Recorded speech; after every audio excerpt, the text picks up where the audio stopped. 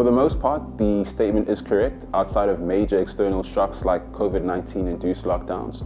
And we do believe that property has benefited quite a lot from global uncertainty.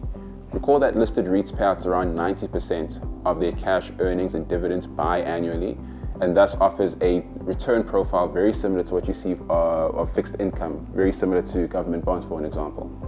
On top of this, REITs offer a higher level of predictability because the two primary drivers of their earnings are highly predictable and move very slowly. Those two drivers are net property income, i.e. your rental income minus your operating expenses and your finance costs. Now, since late 2023, the property sector has been steadily re-rating, and since January of 2025, you're seeing total returns of 26%, far exceeding the 12 to 18% total return that you normally expect to see in the property sector. This follows as the downside risk to earnings has largely been mitigated, because while most of the debt cost is actually fixed for about 2 to 3 years, the falling interest rates from the SARB mean that interest rate swaps are being renewed at cheaper prices in a continuous basis in each and every single period. So this has been a kicker for the overall properties re-rating over the last couple of years.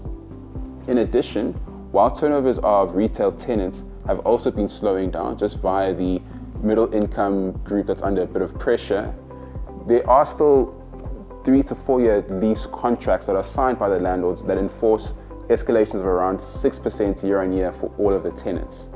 Now, this just means that your net property income is going to be moving very slowly, generally upward trending, because your 6% escalation is ahead of CPI, just adding more to the predictability. One crucial tailwind that applies mostly to the retail landlords who make up the bulk of the REIT sector is the continued rollout of solar PV, both on the roofs and the parking lots of all these buildings.